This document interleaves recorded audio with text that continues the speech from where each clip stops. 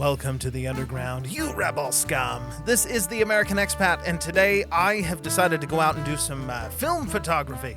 I know it's been a little bit since we, kind of started off with the cameras doing film photography and vintage lenses and that sort of thing, but we kind of got carried away with some digital cameras, which are great. Digital cameras are fantastic. You don't have to buy film and all of that because film, is expensive to buy and expensive to process, but at the same time, digital just doesn't seem to be able to produce the same kind of results that you can get from film, especially film like this one. If I can get it up right, Ektar 100 from Kodak. This is supposed to have the finest grain possible on 35 millimeter film. It's fantastic stuff, supposedly. But I've heard things about it, like if you try to take pictures of people that, there's red tones in the skin. I don't know, is that true? Maybe so. But it's also supposed to take beautiful photos with beautiful colors and contrast, especially when it comes to landscape and that sort of thing. So like I said, I've got this roll of Ektar 100 that I'm going to put into my Nikon F100. Yes, this Nikon F100. And I'm going to take it out and try to take some photos with it. And we are going to determine if this really is something that's going to look better than digital can produce. I'm pretty sure that it is. So let's grab a cup of coffee or whatever beverage it is that you prefer, and we'll go out into the field and see what this thing is capable of doing.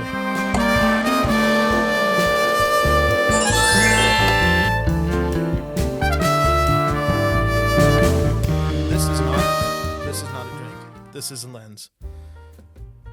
I don't know how I was fooled by that. Anyway, thanks for sticking with us. So I've got this, I've got the Ektar 100 film. I've loaded it into the Nikon F100. Pretty simple process if you have a camera like this. I mean, you just open up the back, put it in, pull it out to the red mark and close it, and then the camera does the rest.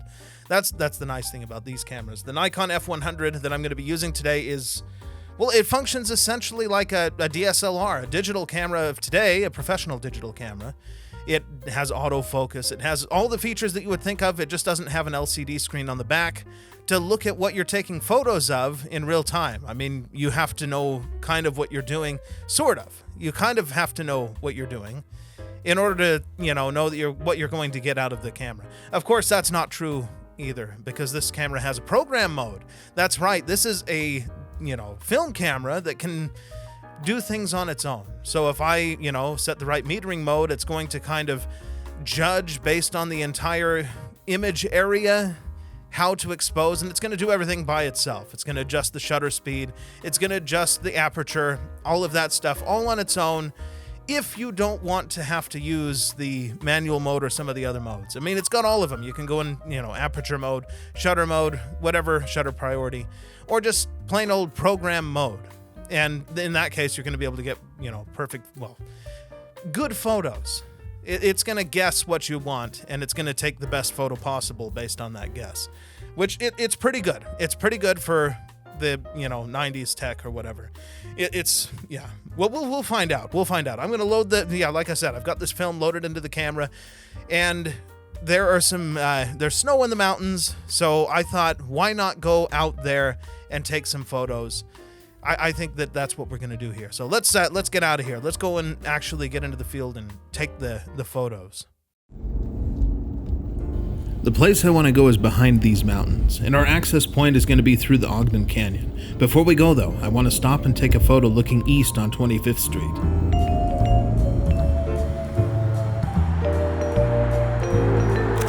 It's not bad, but a bit overexposed if you ask me.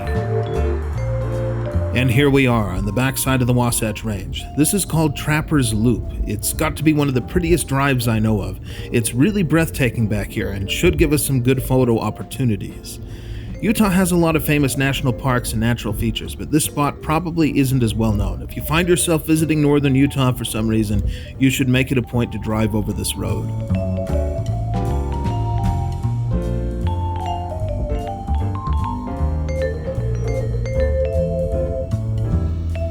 I've turned in towards Snow Basin Ski Resort to get these. Here's a nice snowman. I hope he doesn't mind being in my photo.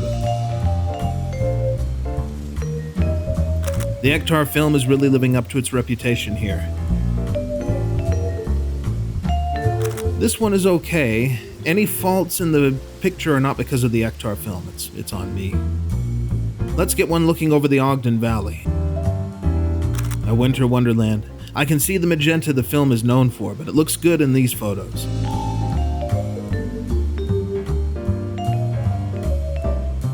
Stunning landscapes. I'm not sure these are my best photos, but the scenery is giving them a nice boost. Now, to finish the drive over Trapper's Loop, my next objective is to get a shot of the Salt Lake Valley from a less developed spot. To get there, I'm taking this road to its conclusion, and then through Weber Canyon back to the other side.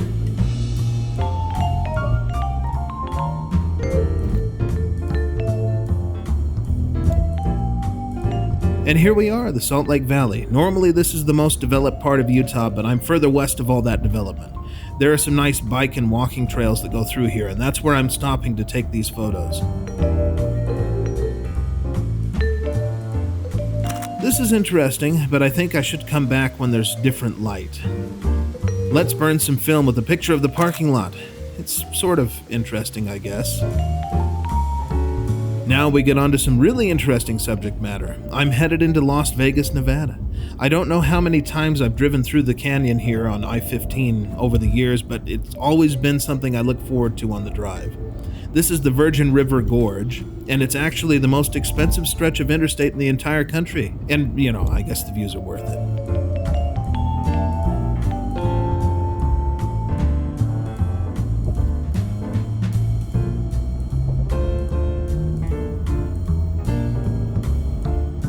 And here we are in Sin City. They say what happens here stays here, but I'm planning on keeping my cash and the photos.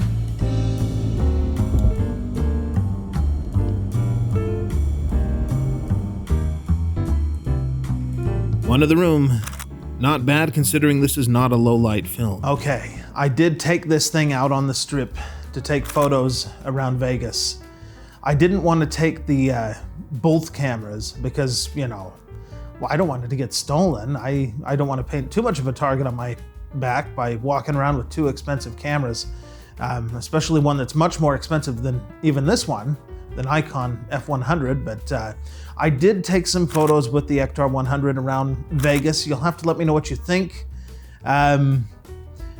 Is there a bit of magenta in some of the photos when it comes to skin tones and that sort of thing? Yeah, probably so, but they're beautiful photos. I think the colors are absolutely amazing. I'm not sure about the composition on all of the photos, but I think they turned out pretty good. Even the ones in the parking lot, the parking garage, where I thought, it was gonna be too dark, but it worked out. I had the tripod and yeah, they look great.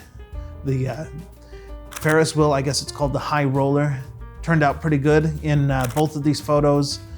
It's, the colors are incredible. I don't see how I could possibly reproduce those results using digital. I'm sure that there's a way, but there's just something about film. It just doesn't, the way that it works, it's a chemical process. It's not some sensor or something like that. So it's gonna look different, and it definitely looks different. It looks fantastic, especially with Ektar 100.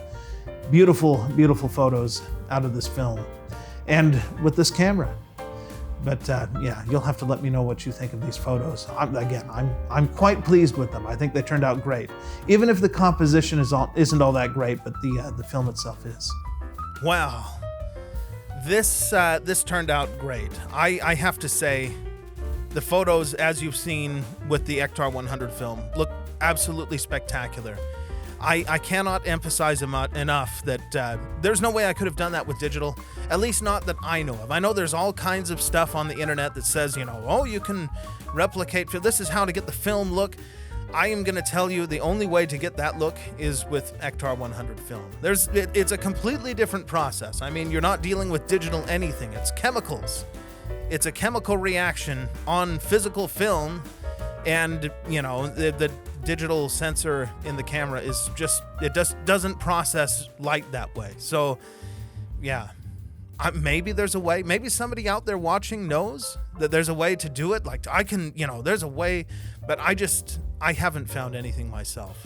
Through all the digging of all the stuff about film, want to get the film look, you got to just get film. get a film camera, get some film, and take some photos. Hopefully you know what you're doing enough that, they can turn out looking great. But there's, you can learn how to do it with the digital camera to figure out exposure and all of that, so that when you get your film, you're not so scared about, how much it costs per exposure and how much you're wasting with bad photos. Hopefully you don't get bad photos. Hopefully they're good. But I'm going to go ahead and end it there. Hopefully you guys enjoyed the trip out to Vegas and all of that. And I'll leave it there. We'll see you guys in the next one. ไฟพะวงหลงเฝ้าสาวเจ้าบางปะกงทางห้วยงงหลง